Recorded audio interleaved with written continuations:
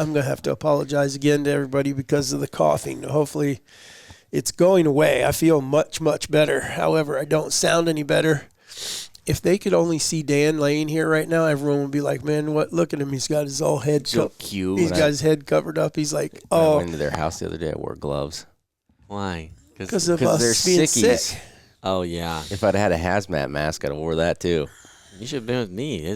Those two were sick, and then they were here, and then Hannah was sick. Oh, geez. And you made it through? Oh, yeah. What is that, granola? Oh, yeah. And it's some of the best granola. It tastes like God. chocolate He's gone chips. lived hard. No, we got man. a granola in there. They're so All right, let's go. All right. All right, guys, welcome back to the Raised Hunting Podcast. I'm your host, David Holder. I'm joined today by Warren and Easton. Glad you guys are driving down the road, sitting in your vehicles, wherever you are listening to the podcast. We're glad you're here.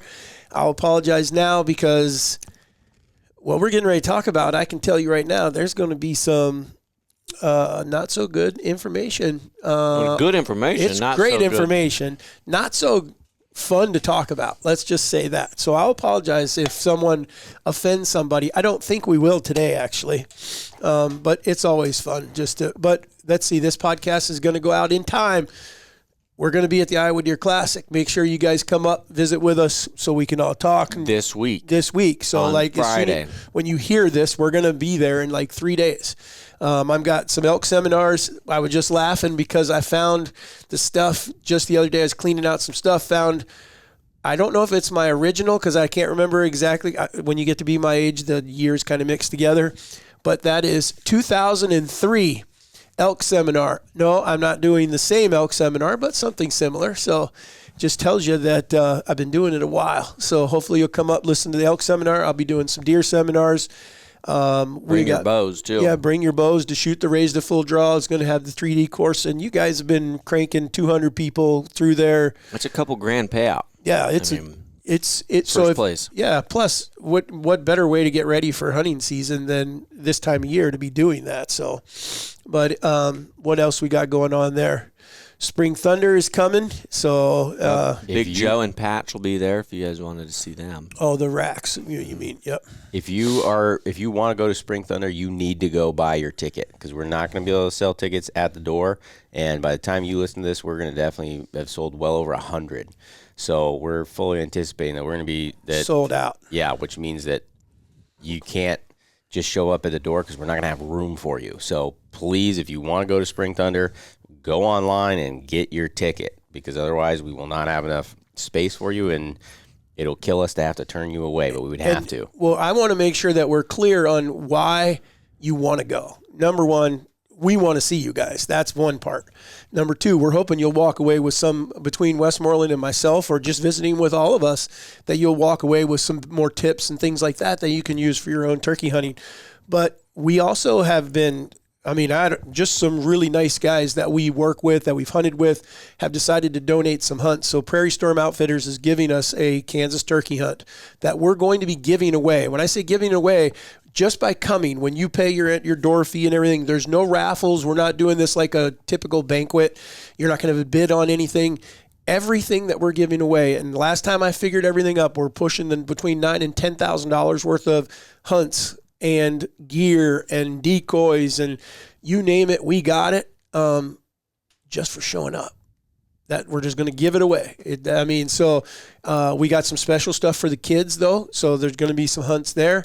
There's a thermal hunt that we're giving away. There's another turkey hunt over to Clear Creek in Nebraska. So this is going to be one heck of a deal. And so if you're wondering why it's filling up so fast, that's why, because everyone knows that what we're doing. People who've been there before know that we'll always shoot low and go higher. We're always going to look to more than deliver what we say. So with that being said, you got housekeeping, you reading the story, or where are we going first? Yeah, him first, but yeah. Okay. So this week's sponsor segment. This week's podcast is brought to you by Josh Mail. That's right. You don't just get a last name like Mail.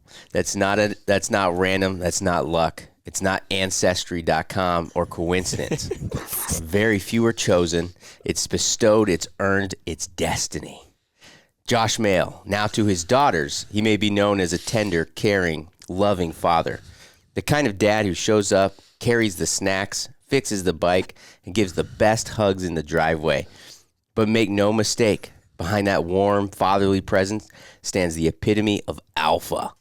We're talking steady eye contact, calm voice, quiet confidence. The type of guy who checks the weather by stepping outside. No apps, no radar, just a slow glance at the sky and, yep, 40% chance of handling it. The kind of man who doesn't have to raise his voice because the room already adjusted when he walked in. And I'm just saying, I've never seen Superman and Josh Mail in the same room. Not once, not ever. So you draw your own conclusions. Faster than a speeding bullet? Unconfirmed. Stronger than a locomotive? Likely. Able to balance being a loving girl dad while embodying pure masculine presence? Absolutely. Josh, this episode is brought to you by your legendary last name, your dad's strength, alter ego, and your suspiciously Clark Kent-like lifestyle. Thank you, Josh. Nice. I'm not gonna lie. I'm kind of attracted to Josh already. What Oh, these took a turn so fast. That was really good. That's funny because Josh dogged on you a little bit too. That's okay. Josh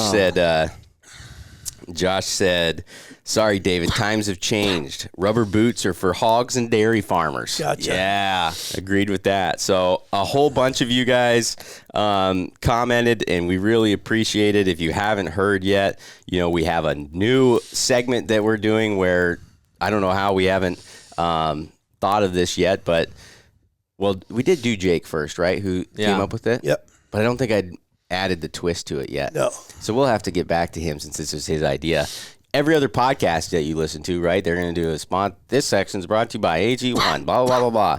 And he brought us the idea of why don't we have you guys are our sponsors. You guys support us and allow us to keep doing this and then not have to take sponsors. So we've decided to interject you guys into that portion. And so lots of you guys are commenting, and that really helps us. It also just give me a few things because all I'm able to pull there is from Mail's Spotify picture. So I have to get really creative, and here Dad's over there yelling at me while I'm writing that. I'm like, I'm coming. So anyways, guys, we really appreciate you. Podcast is really fun for us, but at the end of the day, it's all for you guys. So please do us a favor, leave those reviews, and if you get any value out of it or think it's funny or anything else, share it with a friend. We really appreciate that. And then if you didn't like it, as you know, move on. Yeah. We had somebody else too. I can't remember their name. They were saying that they were getting all kinds of weird looks in the gym because they were rolling, laughing, and everybody was looking at them weird because they were listening to it. That's good stuff. Oh, it was Aaron Wickman. He said this podcast was great. The looks I was getting at the gym this morning while laughing at this. You guys are awesome. That's good stuff. That's what we're here for. Make the day go better. Well, all right. You guys, I don't know what we told you last week, but everybody submitted stories, questions, or other like photos and things like that through the website. So thank you for that. And if you want to get featured as a story or anything, or you have a question you'd like us to answer on the podcast, let us know. Go to the website. You can click on Contact Us and then submit a podcast request or topic, one of the two. But then you can write down, you can add photos, all kinds of stuff. So today's is a story from Marshall Meyer. He said, I used your Buck Junkie on a loblolly pine. I've been wondering about this. I've had a lot of people ask me this, so here's proof for you guys. So I used your Buck Junkie on a loblolly pine tree rub post like I heard you describe on WCB, and it got hammered. I ended up killing a 141-inch 10-point that was playing a hard game of cat and mouse with me after 20-plus sits, some with my 3-year-old son, some without, right after he hit the rub post at 22 yards on New Year's Day with a bow. It's a pretty lengthy story in full details, starting from getting permission and getting a food plot midsummer. That's it, though. Well, it sounds like a heck of a story, Marshall. Congratulations, and thank you for sending that in, because now I know somebody who's actually had legitimate proof. I've told guys if you have, I don't know why. That'll work on other pines. Well, the loblolly, I didn't even know what a loblolly was until last year. Like 10 or 15 people at the same time were all asking me if you could use them. I was like, so I went and researched loblolly pines. Is that down south or something? I think they're in I think north, typically. Or west. I could be wrong. For whatever reason, I think one of the guys was like somewhere in Minnesota or something like that. Minnesota. I So, can't remember. I said that I from what I can read on it, I think It would work. it seems pretty similar. But So, did he cut one, or he just stuck it on one that was an I existing don't think he really loblolly? clarified that. I put buck junkie on a loblolly pine tree rub post, like I heard you guys describe. So maybe they were rubbing it already. He said from WCB, and I know we talked about, cutting a tree, cutting a limb, putting You're a right. limb in the ground. So I'm wondering if he got it from there. He might, but shoot us some more. Send us the whole story. I mean, may not be able to read it on here, but I would like to hear it. Yeah, we're just let us for know sure. if you put it on an existing tree or if you cut a tree to do that, because that would be really interesting to us to know. Yep, I For agree. sure. Do you guys want a quick question?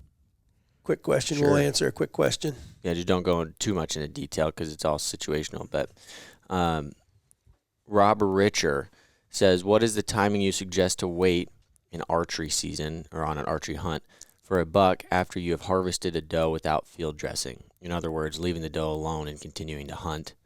So time, I'm assuming spoiling, not like wait. Hunt for a buck after you harvested a doe without field dressing. So I think it sounds like he's saying there's two ways you could answer this. One is, could you sit in the stand and continue to hunt? That would be temperature based. The other way you could look at it is he's saying that he didn't field dress the doe. He shot a doe in an area, didn't field dress her, drug her out. And then when would you go back in to hunt a buck? That's what I think he's probably asking. That would make more sense, because then the next one is also, if you happen to stick a coyote, do you move it? So I'm assuming he's talking about scaring the deer. Yeah. So we'll go with that theory, that he's referring to scaring them. Well, first off, my experience with shooting anything and have an arrow stuck in the ground, it typically doesn't deter animals from coming near it, but I have had them react when they got to it. Especially when they sniff it. And they sniff it, and I don't know if it's the blood, but I've also shot them when I've shot more than one doe, one sniffing that arrow and another one coming in to sniff that arrow, and then just kind of kept going. Warren did that last year, where we doubled up, and you're sitting in the stand, and you shot first doe that comes in, and then she's sniffing the other arrow, and bonk, you got that one. So I don't think that shooting something and it running off, if they leave a blood trail, there's a chance that something might, shy away from that. But I haven't seen that. Like, I wouldn't be terrified of like, oh my gosh, my buck's never coming in here until this all clears out and everything. If there's a coyote laying dead right by my stand, I would move that. I would climb down and maybe just pull him. If you were going to keep him, pull him to your tree, so he's right below you. No, don't do that. I've killed enough coyotes now with my bow, which is double digits. Yeah, pretty easily. Yeah, I'm telling you, you don't want them around, because what they'll do instead is, like, first off, the first thing I would say to the deer portion is, if I'm that close to a time period that I think I'm going to have a realistic opportunity at killing a buck, I probably wouldn't have shot. I'm not. Yeah, like if we're talking like less than 48 hours or something like that to give things to cool off, I'm not shooting that doe, because I'm trying to kill that buck. So that would be my first thing that I would tell you. Now, coyotes, I still shoot every single one of them. However, if they don't run off, they don't make it far enough, even if you decide to go get it, I would be very careful about the way that you drag it. Like, if you can, try not to drag it past your stand. Right. Pick that bastard up and carry it, because I've killed enough of them that I think it makes it way worse if they're dead right there somewhere, because now is what happens is the deer smell them and they're nervous and they can't find them. Yes, and they can't find them, and so then they're looking all around, and they're stomping and they're blowing, and they're all trying to figure out where that deer is, and then it just causes anarchy. Yeah, so I'd shoot them and let them run off and go get them, but do not bring them to your stand. If they're dead right there, I definitely would move them. Not to argue that, because I agree with you, but just a thought. This year when I shot Big Joe in the morning, 50 yards away from it, I smoked a coyote, and he ran. I don't know where he ended up dying, because I was still hunting that day. I was like, I shot him, and I'm like, screw that. I'm not going to go. He ran right to where I think all the deer are probably going to be. and I didn't go look for him or anything. I'm like 90% sure the coyote died. I mean, he couldn't have gone very far. And I ended up going the afternoon, probably maybe 50, 60 yards past where that coyote had ran, and Big Joe came from that area. But he could have ran anywhere. I didn't go track him or anything. But I shot him, and I didn't go in. I didn't screw with it or anything. So at that point, it probably is just like the coyote came through. Them running by and stuff doesn't bother the deer. I've had them. I'm trying to remember where the one was I shot that was chasing deer. It was chasing deer by. It came around right by. I shot it, and then the deer were all looking back and all like, "What the heck?" And couldn't figure that out. But like, you could shoot one, and as long as they don't think it's chasing it and it runs by them, the deer will stand right there. So that's not your issue. It's especially when it's dead. Like, I'd have been really nervous about if he'd have died right in front of where Big Joe was trying to go, and Big Joe's on the downwind side of him. I think he'd have been trying to make sure that he took a fairly wide path to get around him. Yeah. So I'm not saying that like it's going to clear out the area. I'm just saying you don't want deer all around your stand that are every single one of them is super nervous. Yeah, I agree with that. Faux show. All right. Yep. Pitter patter. Let's get at her. All right. So today's topic, guys and gals, I guess, how do we want to, I don't have I guess sometimes I come up with titles as I go. And what can we learn from the worst thing? Is that what you would call it? I mean, so. Well, would you say there's anything worse in hunting than wounding an animal? No. Okay. No. Well, as far as what your actions are, yeah, no. Yeah, I mean, so basically what we're going to talk about is we all have wounded animals, and not a lot, I hope, as in when you compare to how many we've killed, but without a doubt, if you meet someone that's an archer and they tell you, I've never wounded an animal, or they're one of two things. Either they're just a flat liar or they've only shot a few. When we're talking about collectively here, we're probably looking at over 300 animals that have been shot with a bow and arrow. So without a doubt, we've lost some animals. What did we learn from those, and which ones were the most heartbreaking? What is it that we could hopefully take out of that, pass it on to you guys, that hopefully you would get out of it, and maybe it doesn't happen to you? It's probably going to happen at some point. One of the questions, or I just read something that someone asked, have you ever felt like you wanted to quit? And 100%, 100%. And especially when you're first starting to archery hunt and you get a shot or something and you don't fill it, most people aren't at that great, or I don't know how you would put that. Most people don't go out and kill the first animal they shoot with a bow. But hopefully they do. Hopefully that's happening more often, because there is so many things teaching you and helping you get to that point. But in my case, that was not the case. But as I progressed through my career, I got better and better, and I found things that I would do that definitely kept me from wounding animals. And so now, matter of fact, I don't know, when I talk about the one that I'm going to talk about, it's the last buck that I can think of that, and I'm confirming that with Nick, who's been running a camera now for this is going to be the fifth year. So I know for 5 years, we've not filmed a single deer that I've wounded. Have we missed one completely? Well, you've had like a doe. Does, yeah. A buck? A buck, no. Does. Yeah. So, yeah, we lost one or two does. But anyhow, so as we started to progress through this, I think the last buck I lost might be, I don't know the year, but I'm going to say 8 to 10 years ago. But boy, it was, and I don't know if I'm going to go first. We're all going to kind of talk about this. Sure, let's do whitetails first. Okay. And then maybe just give us like distance, situation, where you hit them, what you think went wrong. Okay. And if you think it killed him. Well, I know I didn't kill him. Okay. But anyhow. All right. My first one is my most traumatizing one ever. Like, it was freaking terrible. Are you doing your first one ever, or your most recent one? No, I guess it wasn't my first one. Mine was, you're asking about a miss and just impactful. A hit. Or, yes, I missed where I was aiming. But, yes, I hit it. I think I was like 14. But it had the biggest impact on me by far is with me and Dad. We had small, it's like at his north field at his house. We used to have it where it was just like a eighth of a acre food plot or something.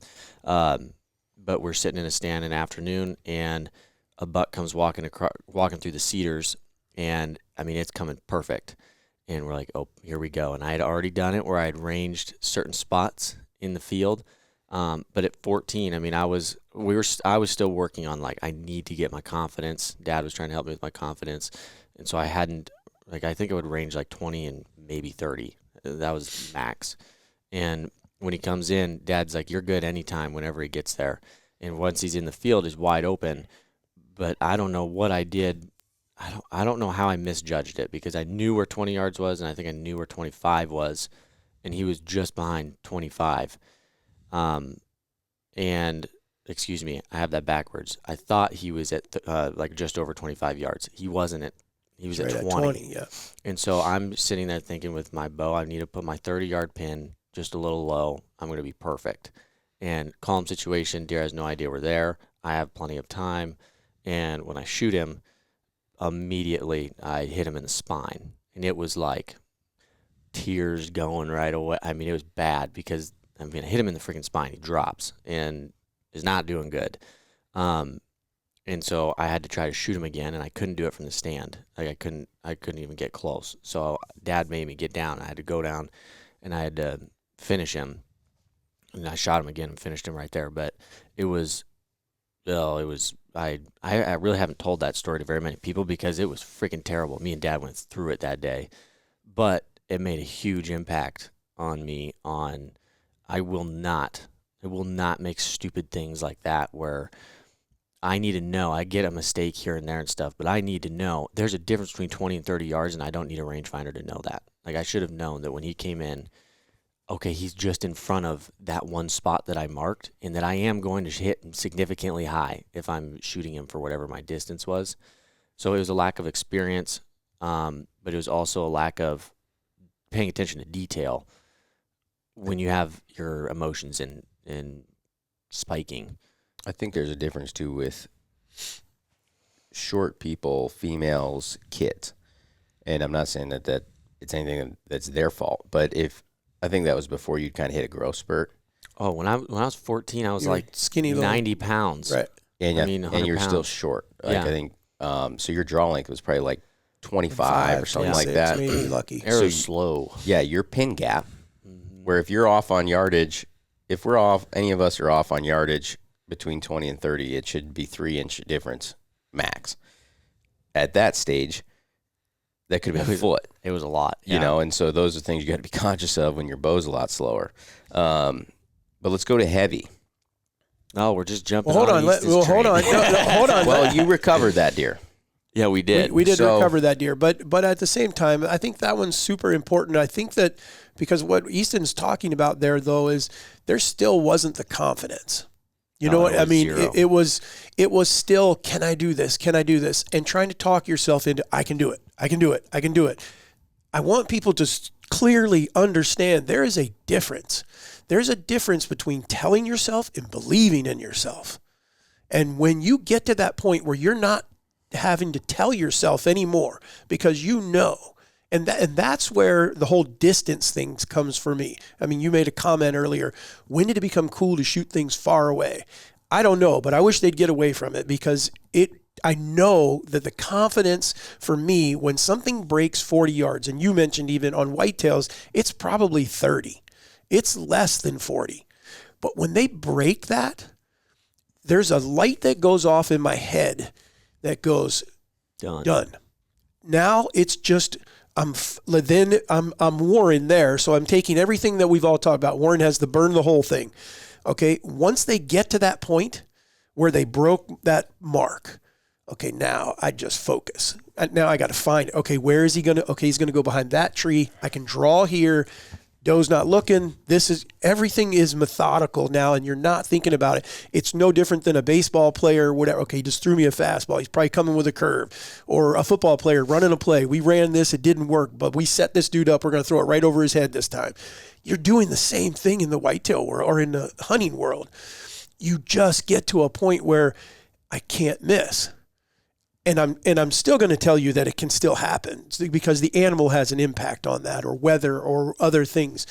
But once you get to that where you're not telling yourself anymore you can do it, you're going to see a huge change. And I think that was what he's talking about, is what changed that day was because I was trying to help.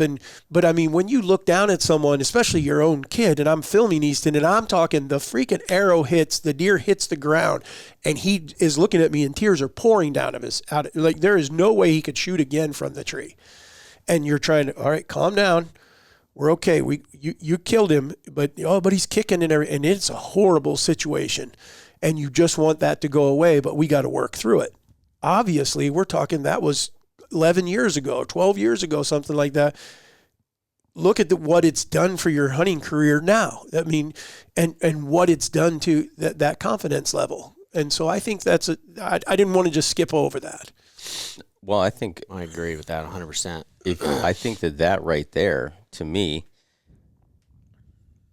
the way that Easton felt when that arrow hit is the reason that the long range shooting and all that stuff pisses all of us off so bad.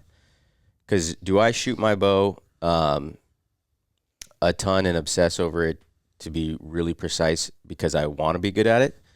Sure, that's part of it. But it's more so because I want to know that I'm going to be able to do that animal justice. We owe it to the animal. That I'm going to be able to put that arrow exactly where I need to. That if I'm going to send a sharp projectile flying at an animal that it is innocent, that I am doing everything in my power to make sure that it is quick and painless as possible. Where when you get out to these certain yardages, I don't care who you are, you can't control those factors. And so then to me, you're basically saying I don't have as much concern for that animal's life or what I may put this animal through indirectly.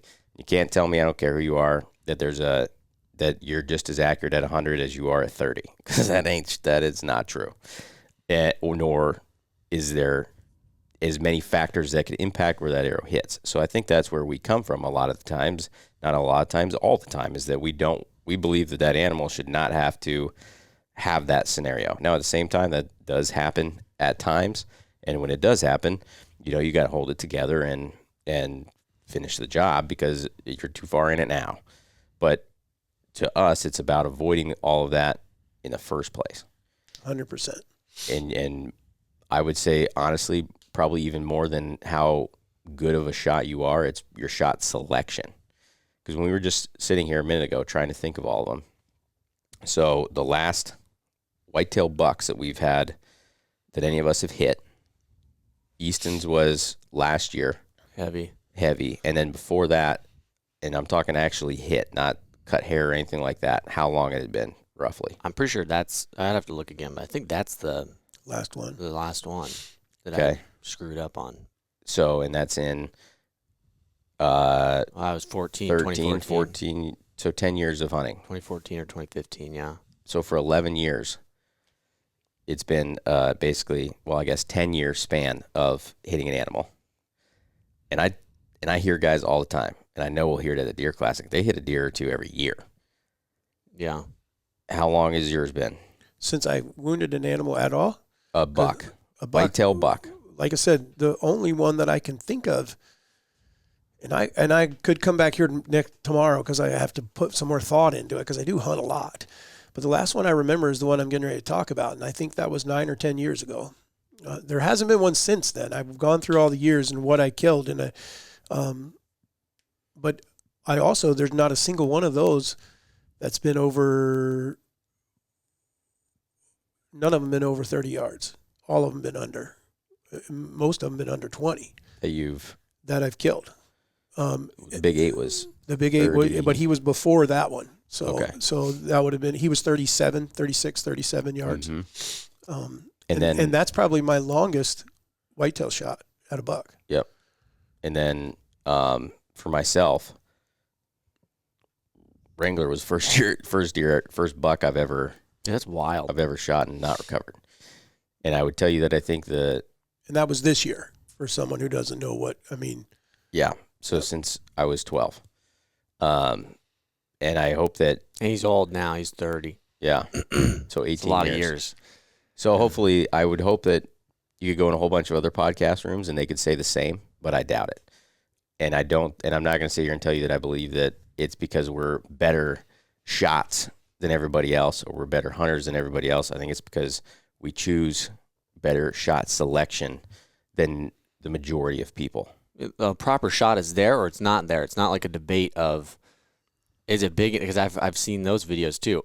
Depends on the size of deer or depends on the size of elk or whatever it is. If the shot isn't within the distance that we're confident with and is clear or right angle or whatever else, last day of the season, haven't filled a tag, it's the same as it was the first day of the season, is not a shot. Just because the situation changes or you're getting desperate to try to harvest your tag or whatever, it's not any different than day one. It's just not an option. I think that's a really important thing to look at it, is it shouldn't change what you're comfortable shooting as you go through the season.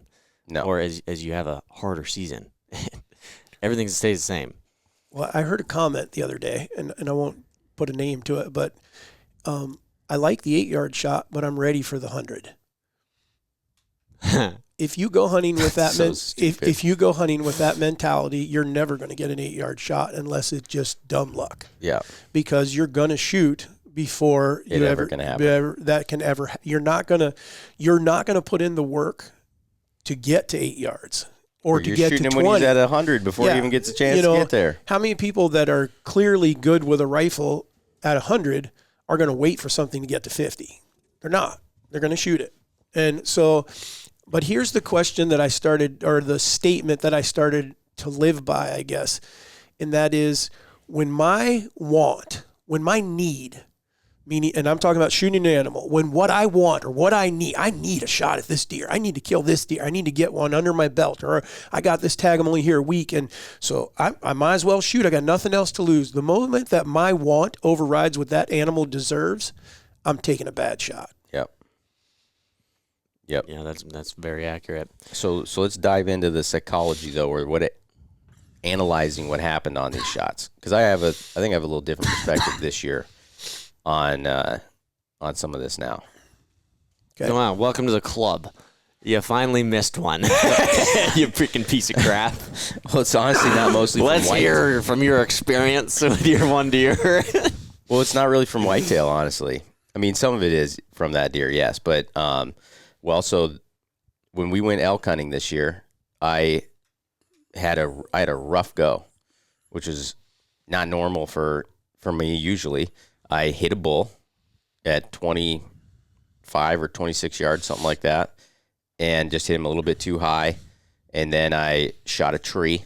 It just so happened to be a loblolly. Was it really? Was it actually? It is, yeah. That's funny. God, I hate those trees. And I don't want to make this worse for you, but I have to throw this in there. The other day, I'm using some of the footage, obviously, from your elk hunt this year in my elk seminar. That bull was quite a bit bigger than what I realized until I looked at the footage. I tried to tell you, it's like he's got to be 320 or something like that. No, he might be a little. He's in the caliber of the bull you killed in Wyoming. He's heavy. 340? He's heavy. Yours was 340. I thought it was 330 something. 338. It's 338. You guys in your round. So numbers. I'm not trying to make it worse. I just didn't. I knew it was a good bull. Don't get me wrong. It would have been a good bull that we would have been super happy with anywhere. But the other day when Nick brought me the footage and we're looking through it, and I was like, because I told Nick, I said, I got to make sure for my seminar that I have us whacking a tree. You know, that's just, people like to see that we're human, and I like to talk about that. Yeah. But anyhow, when he's got one or two shots of him coming through the trees, and when you analyze it, I'm like, that was a little better than I thought. Oh, I knew he was a good bull. I knew he was a really good bull. Yeah, that one hurt, and Dad didn't believe me that I'd hit the tree. That video is oh my friggin'. You sure it sounded like you hit him? You hit him. You know? And I watched that arrow just drop perfectly right center of the tree. And so then I finally found the arrow in the tree. And Dad still asks. And so then there was some explicits. And I'm like, Dad, the arrow is in the explicit tree. Like, I did not hit this bull. But when you're behind it and you see Warren at full draw and the bull's standing there and the arrow went, I mean, the footage, Nick did an incredible job of capturing Warren and the bull. And so when you see it, that's what I was looking at as well. And I was like, oh, we're game over here. We're done. And it had that sound, like that thoop. It didn't like whack. But his reaction told me that when he turned around, I mean, he was just beside himself, you know. And so what that was so for those of you that are listening, I had a bull that came to like 30 yards, and he was behind a tree. He was in a little gap.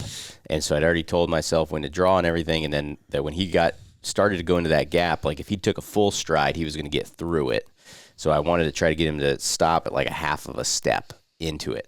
And so as soon as he started to take a step, I cow called at him and I stopped him too early. But so then the tree was like perfectly right in line with his shoulder. It wasn't quite right behind it, but it was right in line with it. And so I was at full draw, and I was telling myself, okay, I'm going to put the pin right on the edge of the tree, because the tree was right next to him. So I'd even had enough time to think through the process of, even if I hit the tree, like glance on the side of the tree, it's going in the vitals. I mean, like I got 10 inches back there that I could miss.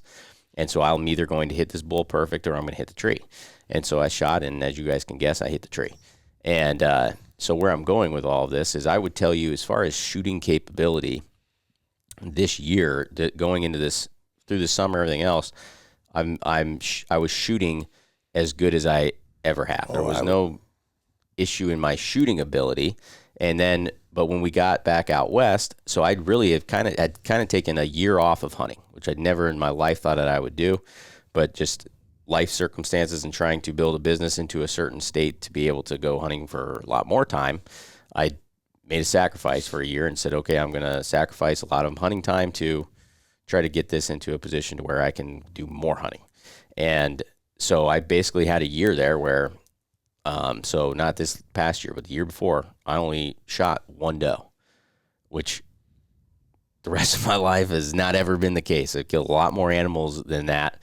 And so what I think was really the issue is, you'd think that you'd be able to jump right back in and have that killer instinct and those decision making. Like that wasn't something I thought, like kind of once had acquired that you would lose, right? Like that, okay, I know what decisions to make here, what I would do in this decision or in this predicament, what I'm going to do at this time, what I'm going to do at that time. And honestly, after the first one, I was like, I'm rusty, because I never make that mistake on that bull. And I think it was two things. One, it was Nick's first elk hunt, and so he was having to try to get all moved over and situated. And at that time, I just hadn't had enough experience as of late to be handling multiple things. And then I didn't take the time to pick a small spot. I just shot at the bull. So I hit pretty well where I was aiming, but I didn't take the time to go through where I needed to aim and exactly where I needed to put that. And so then I just hit that bull bad. And then I looked at the big one, and it was the same thing. It was like, dude, you just needed to chill. Just freaking wait a minute, and you were going to get a shot there. Something was going to happen where we were going to be able to get a shot, or I think you might have stepped into that window, and I gave him a little more time and would have been able to stop him again and then make that shot, and wouldn't have been an issue. And so I think that you still need to be able to give yourself as much experience as you can. And even if you've had it, it doesn't necessarily mean that it's going to maintain if you let that lapse. You got to stay in those situations and in those circumstances, I believe, to stay on the top of your game. You know, I think it's just like an NFL quarterback. They can come back and they can get back on the bike, but it's not necessarily going to be near as pretty as it was when they were doing it day after day. Yeah, all the time. So I agree. That was that was kind of an interesting perspective that I had this year. And then Wrangler, I think that where that happened from somewhat was just mostly, I think same thing as far as I just had a really hard time picking a spot, and it was just off a little bit. No, I think people that are listening would go, I would call all three of us. I would definitely think that you have entered that category. Easton may be still just a bit young. Veteran hunters. It's not like any of us are new to it, is I guess my point. That you could still slip. You take a little bit off, or in the case of Wrangler, because I will say this, as far as people I know that shoot a bow, not many people can put an arrow. I've met some really good shooters. I've been around the Levi Morgans and people like that. And I would put Warren in the caliber of putting an arrow exactly where you want to at 60 yards and under, even though you're not shooting that far in the hunting world. So when you hit that deer and you hit him a little forward, I think that you were just aiming in the wrong spot. Yeah. And I think it was just, he was slightly turned, and getting yourself to back into that. It's okay to not be aiming right behind that shoulder, right behind that, because he is quartered away a little bit. I got to be further back. I got to be like third or fourth rib back to come out where I want to. That sounds so simple when we're Monday quarterbacking here, but it's hard when you're in a tree and all of a sudden there it is and you get focused on a spot. Because I think that even though you recovered Big Joe, I think that happened to Easton as well. Oh, yeah. 100%. He was dead on, because if he had stayed where he was when you shot, there would have been no like having to go look very far. He'd have been within 50 to 75 yards. Yeah. But he moved, and we don't pick up on it, sometimes. And so that just happens. And then, in my case, the one this year, Patch, I shot him high, but I know why I shot him high, because I was terrified of shooting that blind. And Easton kept telling me, you're good. But every time he would tell me that, is I'm not as steady as I used to be, and my pin would drift down a little. And I thought, he's telling me that when it was up higher. So I'm sitting up in the chair. I'm doing everything I can. And I aimed a little higher than I should. And I hit high, but actually it turned out to be perfect. It was top of his lungs. So that one wasn't a case. But my point with that is that there's still situational things that are going to come out. The one that I wanted to talk about was we just called him the 9, and he was just a real tall, heavy buck. I'd been looking for him for a little while, didn't know him. It was a new farm that we had started hunting, and I had called the neighbors because when I learned to hunt, or when I got permission to hunt there, I didn't know much about it at all. And I talked to the landowner and one of the guys who hunted there. I can't remember whether they were leasing it or whether they were just friends. Really nice guys. And everyone I talked to, and they made the statement to me, we know you're only hunting 60 acres there. So if you end up, on the fence and something's across the fence, go ahead, you can shoot across the fence. And I was like, okay, I appreciate that. But we don't typically try to do that or anything. Well, long story short, it wasn't the same day or anything, but after I scouted the property and everything, and we found this buck on camera, and then I was like, okay, let me try to hunt this deer. Well, remember that little pond that was there? I couldn't, where they were coming through, there was a pond in the way of where you wanted to be to have the right wind to let them come down that trail. And the only place to sit was right on the fence. I'm 10 yards from the fence, and I got to catch them coming down that trail, hopefully. So Kyle was the camera guy, and him and I climbed in there that day. And it was one of those times I was like, we're on him. We're going to have a good chance of killing that deer here. And sure enough, buck shows up. But he's following a doe, and this doe, to this day, I've still never seen a doe acting that way. Like, she came through the woods like she had seen us. Kyle kept asking me, does she know we're here? And I'm like, I don't think so, because she's stomping her feet and blowing, and she's not looking at us. Well, it was him trying to mount her. And she was responding to, I don't think she was quite ready. And so this is going on, starts at like 45, 50 yards, and he'd chase her around, then it would happen, and then it would. So one of the things is my adrenaline had a chance to freaking spike, man, because like he's a big deer. And I was like, this is the deer you're looking for, and this is going to happen. Now he gets to like, I don't know, 33, 34 yards. He's close enough. I mean, now the whole distance thing is out. And I just got to now he starts stomping and carrying on, and it just goes on. It probably went on for 10 minutes as they did all this over there. And I came to full draw 2 or 3 times trying to get a shot, and then they would move or she'd get in the way. And I was like, gosh, dang it. And then it kicks in exactly what I talked about a minute ago, that you better do this or you're not going to get a shot. I distinctly can still remember telling myself, you better get a shot here or it's not going to happen, rather than let the shot happen. If it doesn't, it's okay. And so when he finally turned, I come to full draw. He's not completely clear of the tree. And the moment he went to step is when I shot, anticipating that he's going to kind of step into that arrow. And that is just not something that you should do. And that's what I did. And he didn't move far enough. He just moved, and I hit him right in that shoulder. And so anyhow, Kyle thinks it's a good shot because had it penetrated, it would have been a lethal shot. But it only went in 3 or 4 or 5 inches, something like that. I can't remember exactly, but I know blood was on the arrow about that far. We got down. We went over, found the arrow and all that. I called the neighbors. They were like, you're more than welcome to look. We went back the next day. That guy ended up sending me pictures of the deer, and then we got a picture of the deer a month and a half later that he was still alive. But it was one of those things where all I could think about is I never should have pulled the trigger. I should not have pulled the trigger.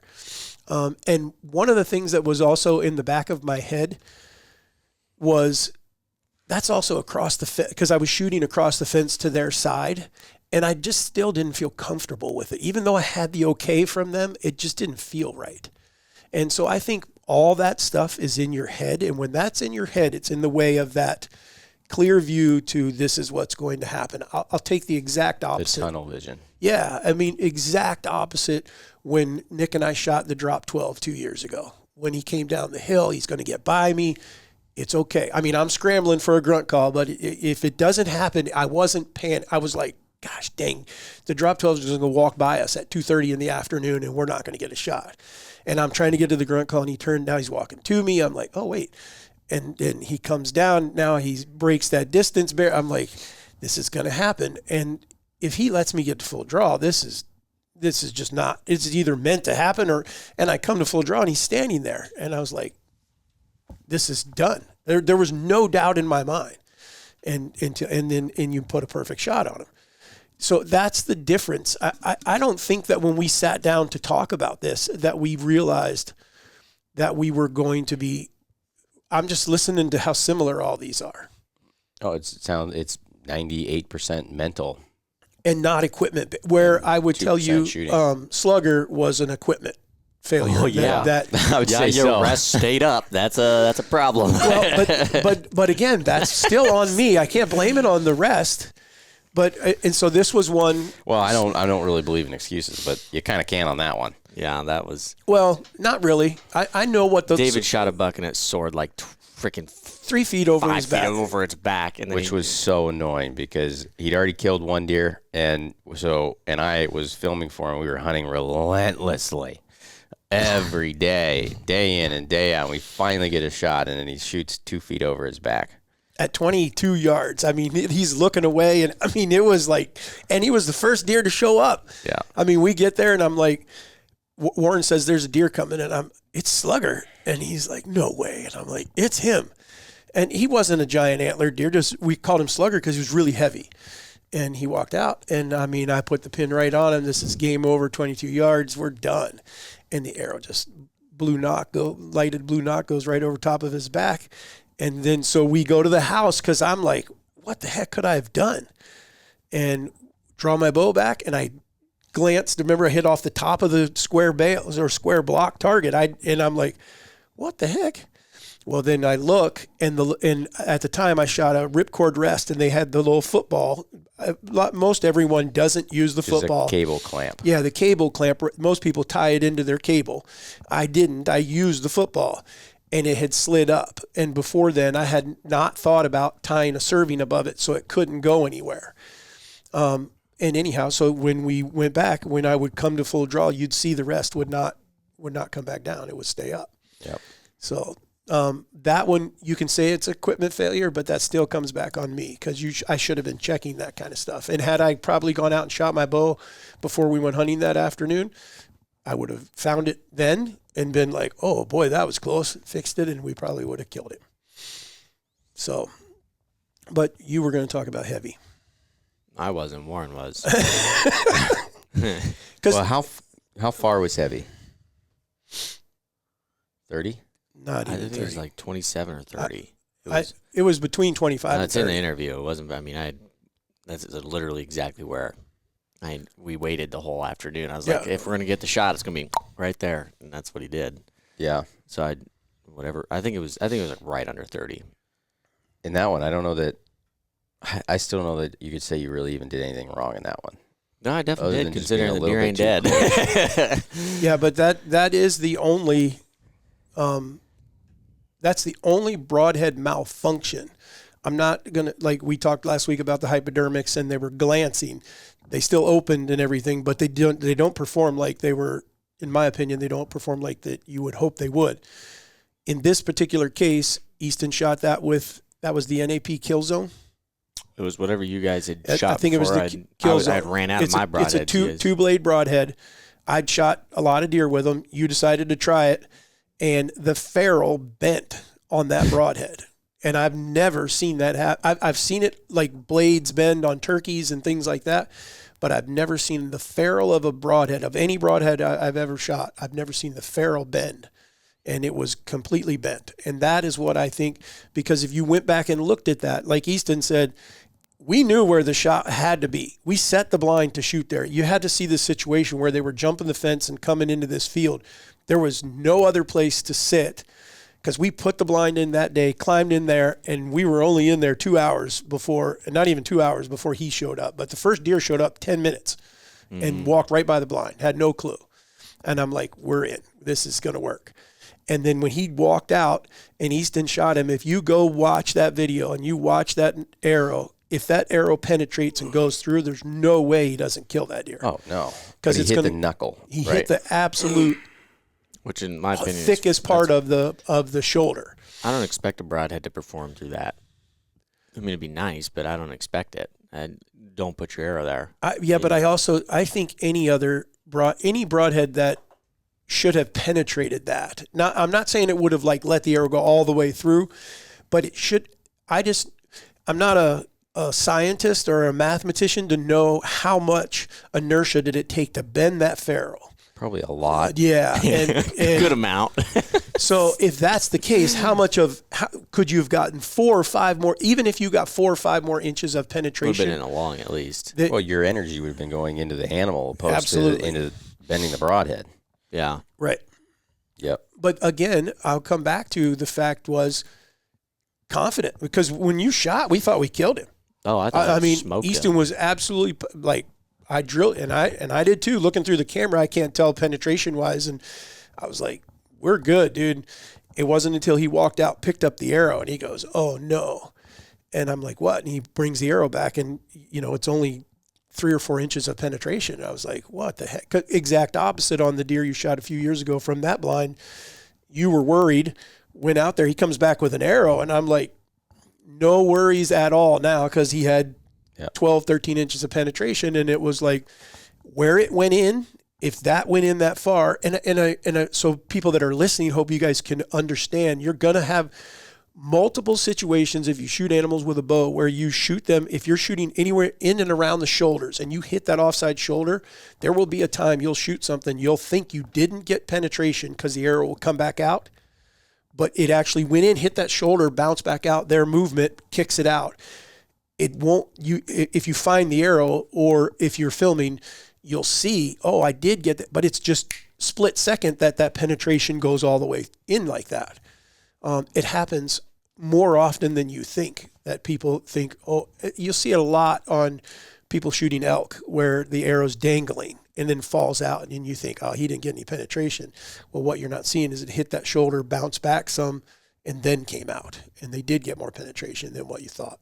Right. So, but yeah, in that particular case, that one was not the confidence thing. We were there. I do think that one was an equipment malfunction. So if there's a few key things that you would say that we would be able to take from what we've learned in those instances, what would they be? I think one I'm hearing is, if it feels like you're having to force it at all, don't do it. Is that fair? Well, I think it's pretty clear to know if you don't have it yet, you need more experience to have it. But there is a very powerful form of confidence that comes in your brain when it is no doubt in your brain. Like, even if it is a challenging shot, not to say there isn't some situations that are going to be challenging, don't take them because they're challenging, but it's whether you feel that confidence or not. If it's a challenging shot and I'm like, I don't know if this is going to work or not, error on the side of not shooting. I mean, you can't take back an arrow once you let it go. Yep. So I guess number one would probably be shot selection. You'd be taking the best shots that you can, and don't be forcing anything. If it feels like you're having to force it, it's probably not going to go well. Hold on though, before you go, before you summarize, because there's a situational that I think fits here that I would definitely want to talk about, and Alyssa's what makes me think of it, and I'm not poking fun at Alyssa or anything, because I think a ton of people are in her place, and that is, for a long time she didn't like to shoot unless it was wide open. Like, she was like, an open shot means I got 2 feet clear. Field. Yeah, 2 feet clear on either side. There's something about shooting through a hole that I feel like can Amazing. can actually make you pick a spot. You know, nowhere else to hit. I have to hit that I spot. have to put. I'll go to. He shot a bear one year where he had shot a bear and wounded it. This is again when you were 12, wearing a patch on his eye because he was left eye dominant and we're trying to shoot right hand. It was just a mess. Anyhow, he shot well, but anyhow, he hit this bear and hit it high. Runs up a tree. We get there.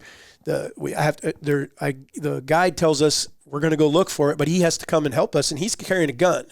And because there's multiple sows with cubs in this area, and this is a bad deal. So we're on the ground looking for this bear when they find it. We get to the tree. They see a bear. I'm looking at a bear. They're going, that's the bear he shot. And I'm going, no, that's a black one. Easton shot a blonde one. And they're going, we're looking at a blonde bear. And I'm like, no. With blood all over it. With blood all over it. And I'm like, no, that's a black bear with no blood on it. Well, we're looking at 2 different bears. Well, then when I get over to where he's like, it's right there. And then the guide said something I never expected is, okay, I'm going to give him one more crack here. And I said, okay, that's fair. I didn't think he would even give us that chance. I think we had already used up so that was huge of it. But we're standing there and I'm looking at this shot, and there's a 12-year-old kid and I'm standing next to him, and we're looking at a bear about probably 10, 11 yards is what the shot would end up being into that tree. And Easton literally has a little bigger than a softball that is perfect though, right where it needs to be. And so I'm telling him, you have to put that arrow through that hole. It can't hit anything around that. Okay. But at that, I don't know what it was, but as I'm talking to him, I can see now he's no longer nervous. He's not worried. He's not thinking. I can do it, Dad. And he drew back and he shot, and the guide was like, holy crap, what a shot. And I was like, that's my kid. That's what, because could have done that the first time. it went through that freaking hole, like dead center of that hole. There was no skirting the edge or anything. And so my point is, you're mentioning a challenging shot, and I think that's exactly what you have talked about all the time is you get dialed in and you pick that spot. We're not telling you that there aren't shots that aren't going to be challenging. They are. As a matter of fact, sometimes I think they're going to force you to be even better. And I think that's a huge place to understand the difference between, this is like, because I'll tell you this, if that circle is this big and I think I can put an arrow through there, but there's one limb right through the center of it, I'm out. It probably, I say that, but I'm saying if I totally feel like I can put this arrow where it needs to go, that confidence is going to allow me, but that comes with experience. How many times have you drawn on that and said, I'm going to do it and I can do it? Well, that's what I was thinking about is I think like my whole burn a hole thing, burn a hole in them. Now, the more I think about it now, I think there's actually 2 parts to that. The burn of the hole portion is strictly for making sure that that's the only thing top of mind and make sure that you put that pin there. But the second portion is the experience portion. I don't really know how you do that other than just doing that, where you can also read the animal. Because that was like the mistake that I'd made on the big bull was you had time. And I think if I'd have taken myself 2-3 years ago, I don't think I would have done the same thing that I did this past year, because you have time, relax, chill, and that's a separate portion, especially if you get to full draw. Because once you get to full draw, a lot of it that's where I believe that the burning the hole is so powerful, because a lot of us, your mind will go blank. And now I think when your mind goes blank, it is going to automatically do the last thing you were telling it to do, which is put that pin where you're burning that hole. But then at the same time, you also have to have the ability to step yourself out of that situation and read the animal. A Big Joe, is he stepping? Is he how is he angled and doing those things, which I think is part of the reason I've always been fine on big game, but turkeys have always given me such a mess because I don't have I always shoot them like a big game animal. And so they'll turn or whatever, and I'm like, oh, he's quartered away a little bit, and I'm going behind the shoulder. And so it's not a matter of not hitting them where I'm aiming. It's a matter of I'm always shooting them in the wrong flipping spot, which is why their head's a lot easier. But I think and that's a hard thing to do, to be able to, at full draw, when you're focusing on trying to strictly just shoot, to also be able to read the animal and know, because there's sometimes where you're like, okay, I'm good, I got all day. Like, he's perfectly broadside, 20 yards, there's no clue I'm here, I can take however long I want. And then there's other times where, if he comes into this window, I got to get him to stop right here. And being able to process all of those things quickly and then be able to execute on them accurately is a challenging thing. That some of it is just required of experience and keeping yourself in that position and finding some way to hold your composure. 100%. No, I think it's a big deal, man. I mean, and the animals deserve us to put as much effort as possible into it. So, okay, but go now. I felt like that needed to be in there because I don't want someone to think that we're always waiting for this wide open, perfectly. No. I mean, I've leaned out of trees to shoot. I've even wrapped my foot around a ladder and leaned, or knelt down. But I've also practiced that stuff. There's also things you can get away with. When you're doing that on a deer that's 18 yards away, there's a lot less that's going to go wrong than one. I mean, you still know I can hit a quarter at 18 yards. I'm good. I can do whatever I need to be able to make this shot. I can be a little uncomfortable, and it's going to be okay. Right. So, yeah, I think the first thing, in my opinion, would be then that just listening to all of us is if you feel like you're having to force it at all, then don't take that shot. As hard as it's going to be, you got to force yourself not to take the shot, because anytime that, and I can think of that too, anytime I've ever tried to force anything, I can't think of a single one where it was like oh, cool, that worked out. So don't ever force it because it doesn't work, at least from our experience. You have to find a way to keep yourself composed mentally, and then really, I guess it'd just be mostly those two, unless you guys have one that you think needs to be added to that. I think just being prepared for the situation.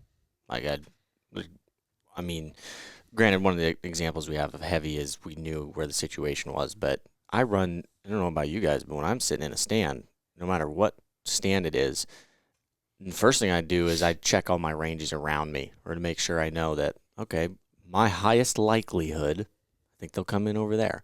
If they don't come in over there, they'll probably come in over there. But no matter what I'm doing, I know markers for yardages and then situations that I think they will come in doing something, or if it's going to happen, it'll probably be right there. All that does is allows me to prepare ahead of time instead of let me just sit here and wait, and when I see something, then I'll just send it, figure it out as I go. If I prepare for if they come that way, I'll even practice how to switch around on my saddle, whatever setup I'm in. Okay, if they're coming in that way, it's going to be really tough for me. So I'm gonna flip around right now, and I'm going to try to practice this and everything, and that prepares me for outside of just the experience, confidence, everything. It prepares me for each individual setup. Yep, that's what kind of screwed me this year on RJ, because I was really confident he was going to come over here. Mm-hmm. And so then by the time that he didn't come over there and I had all these other deer show up, I couldn't get turned around because I was factoring on him coming through, and I would need to be able to shoot this lane and that lane. Yep. I definitely think that there's a difference too, and I'll call it Western hunting to whitetail hunting, where it's not so predictable. It's not as near as controlled. Right. And so what ends up happening is you end up with something multiple times this year. If we have our scenario, which is when you killed your bull, I'm back where I need to be. We're calling. He's focused on me. He got in there. He got a little bit nervous, but it was too late at that point. The other situations, the one that you hit in the back and the tree, we were not set up. We were not and so it was kind of a panic attack. Like, oh, where'd he come from? How did this get here? And I think that happens, especially to guys going out west for the first time, or they don't go very often, that can become a major factor. And there's a heightened amount of money. There's a shortened amount of time. And all these factors that start to loom on someone that they feel like, oh, well, first thing is I got to shoot further. Second thing is I got to take a shot that I normally wouldn't take. And third is I only got one chance, fling an arrow. Yeah. Oh, you could definitely have that compounding on a guy where he's first Western hunt or something like that, and he's spending $5,000. Now I think a lot of times you probably almost have to spend $10,000 by the time just to get out there, tag everything. He's spending $10,000 and he's missing work, and he knows he's got 8 days. By day 5, he might be fairly stressed as far as you got some people who are probably like, oh, it's just about the hunt and the journey, but they also probably really want to go home with it out, and so then I'm sure there's thoughts going through their head of like, oh man, I just spent all this money and I'm not even going to have a chance to or kill something. I got to make something happen, right? So, but you got to control those thoughts because it's probably just going to end up becoming a bad memory opposed to a good one. And for those of you that haven't had it, when you do wound an animal, whether you recover that animal or not, the time between when you took the shot and when you do finally find them or don't find them, and in the worst case scenario is when you don't find them and there's nothing. No pictures, nobody has seen him again, no one finds him during shed season, you just don't know. That will never go away. You'll always feel that. But boy, when the first, I don't know how long it lasts, the first few hours, first few days, it will devastate a hunter. It will hurt like no other. So that's what that in my opinion, that was the main reason for doing this, is to hopefully we're never going to eliminate it, but if we can lessen that happening, then we've done our job. We were trying to, that's what I answered this guy. We got someone who commented, I can't remember his name again, that said that, we're just, all these podcasters are just doing this for their ego. Well, if anyone's listening to this podcast thinks that's all we're doing, you have missed the mark, because all we're trying to do is pass on what we think will help you guys be better hunters. And by doing that, it makes us better too. So I'm not going to even try to fool somebody and say I'm not getting something out of it myself. But the last thing I need is a pat on the back. The best thing I need is one more little thing in my pocket to help me be more successful, or to help me be more accurate, more humane when I'm hunting. So there you go. Show. All right. What do you got a wacky factor? I can't wait. Yeah, this is really weird. In Korea, apples Which are sometimes grown in cube-shaped molds to make packing them easier. The resulting fruit is square, making it easier to stack. Say that one more Never time. heard He of was that. talking. What would do what now? In Korea, Yeah. apples are sometimes grown in cube-shaped molds to make packing them easier. The resulting fruit is square, making it easier to stack. So it I wonder if skin around it and everything, like an apple that's square. They just put something around it where it's growing, so it grows into a square versus just a round apple. That way it's easier for them to stack everything. I also wonder if so they put that on the tree, or they have some other way of growing it. I don't know that. Boring, but there you go. I wouldn't have given him a green star then. If I it's need to more- get more harsh. Yeah. You've been way too lax. I need to get them on here and go bleep. This is interesting. A single teaspoon of a neutron star weighs the same as about 900 pyramids of Giza. Huh? A single teaspoon of a neutron star weighs the same as about 900 pyramids of Giza. How does someone Holy know this? crap. It's probably Neil deGrasse Tyson. Yeah, for that. He thinks he knows it. Right. He knows all about I the don't- Cosmo and everything else. Now, I guess he doesn't know about a whale on our own ocean. That's what Warren always I know says. that we must be. I guess we're admitting our idiocy because I think it's idiocracy, isn't it? well, I just stupid. All right. How's that? I'm not very smart because I'm guessing that's got to be something to do with math, that they can figure out some mass of something without. really? Because there's no way anyone's touching whatever he's referring to there. That's a really good assumption that they had to use math to figure that one out. No, but what I I'm agree. saying is that how do you know if it's, who can argue that it's right or wrong? That's fair. I'll give you that. You know, who's going to come in and say, nope, it ain't quite as heavy. It doesn't weigh much more than M&M Shed. Yeah. I would. That's how we do it. All right. Anything else before we turn these nice people back off? So sorry, but now you got to go back to mowing, snow blowing, whatever you were doing before that we interrupted your day. But no, we sure appreciate you guys. And again, keep sending in the reviews, keep sending in the messages and photos. We actually have a big wall on the new podcast deal that we're going to start putting the photos out there. Until we get enough signatures, everyone who comes on the podcast is signing the wall. So eventually the signatures will take over the photos. But I thought about sticking those photos out there so that everyone could see them as they came into the podcast area. So remember, we're going to be at the Iowa Deer Classic, March 6th, 7th, and 8th. We hope we'll see you guys there. March 27th on a Friday night is Spring Thunder. You have to get tickets through our website before. We're not going to be selling them at the door. All you have to do is purchase a ticket, and then you're in to go to Kansas, Nebraska, Iowa. We got tons of hunts to give away. We got decoys. It's going to be a fun time. We hope we'll see you guys there.